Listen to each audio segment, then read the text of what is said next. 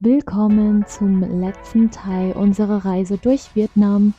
In diesem Video nehmen wir euch mit in die wunderschöne Region Mai Châu, ein ruhiges kleines Paradies, perfekt, um dem Trubel Hanois zu entfliehen.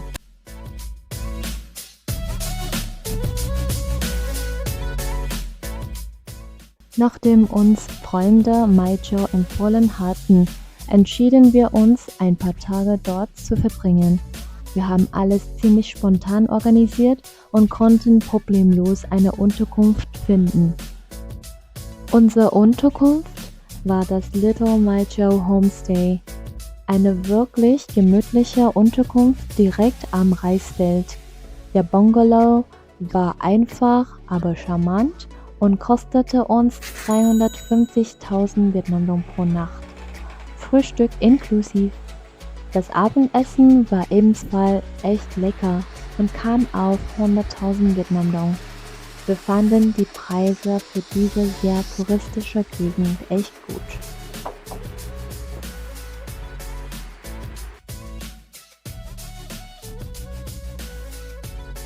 Aber seid gewarnt, das rustikale Flair bedeutet auch, dass ein paar Mäuse im Dachboden herumschwirren.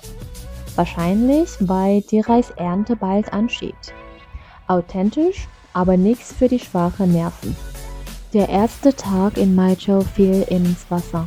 Es hat geregnet, also haben wir es ruhig gehen lassen und die Umgebung einfach von der Unterkunft aus genossen.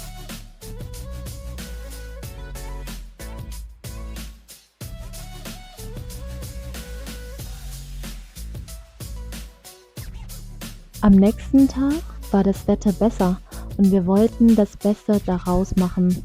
Wir besuchten den Go Lao Wasserfall, wunderschön und erfrischend.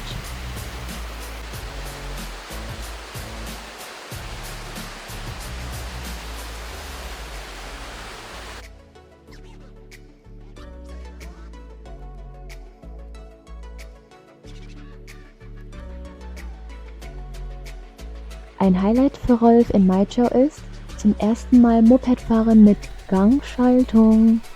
In Hanoi hätte er sich dem chaotischen Verkehr niemals getraut, aber hier war es einfach der perfekte Ort, um es auszuprobieren.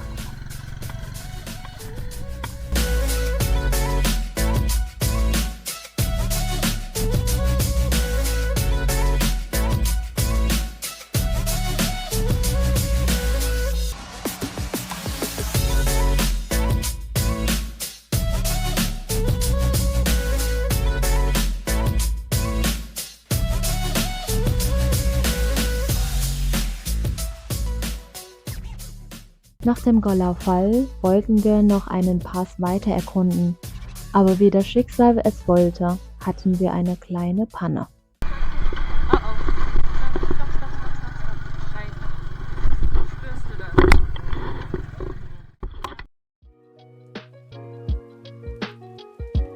Da wir das Risiko lieber nicht eingehen wollten, fuhren wir zurück und besuchten stattdessen die Chieu Cave. Eine Herausforderung, sage ich euch. Ganze 1200 Stufen bis zum Eingang. Was denn? 1000 Stufen hoch für eine Höhle. Oben angekommen, haben unsere Beine richtig gezittert. Aber der Blick und das Gefühl, es geschafft zu haben, waren den Aufstieg wert.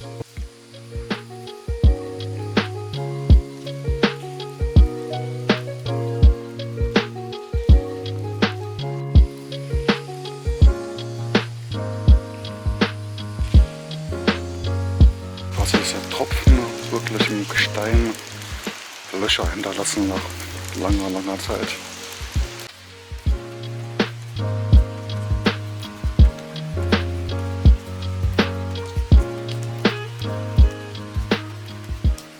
Bevor wir zurück nach Hanoi fuhren, besuchten wir noch ein kleines privates Museum, das von der lokalen ethnischen Gruppe betrieben wird.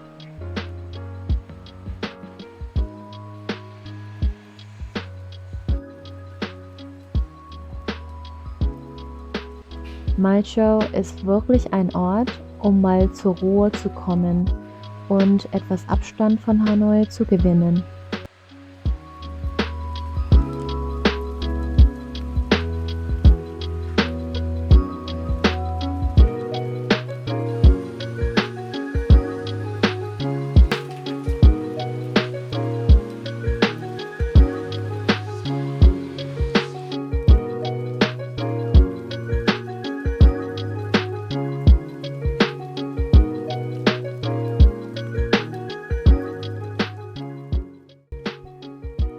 Auf der Rückfahrt nach Hanoi hatten wir leider Pech.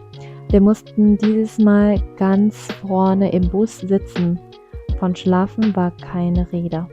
Der Fahrer war echt schnell unterwegs und ich konnte mich nicht entspannen, weil ich das Gefühl hatte, dass wir an jeder Ecke rausfliegen könnten.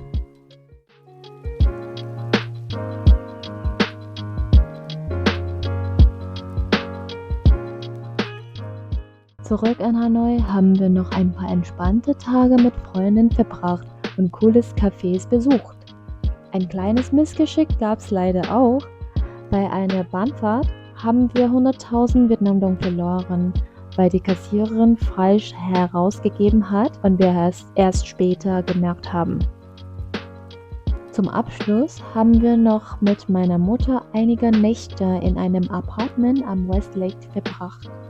Ein toller Abschluss mit Blick auf den See und etwas Ruhe vor der Heimreise.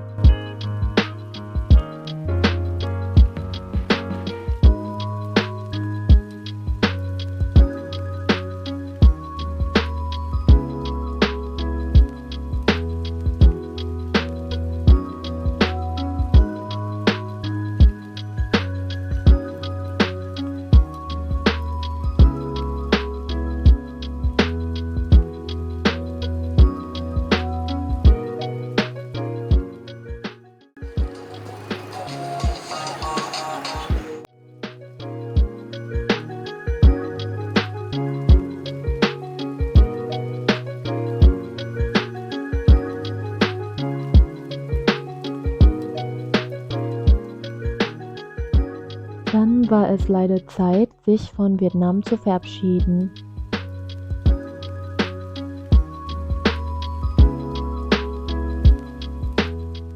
Der Bildschirm vor Rolfs Sitz war zwar kaputt, aber zum Glück war das Flugzeug nicht voll und er konnte den Platz wechseln.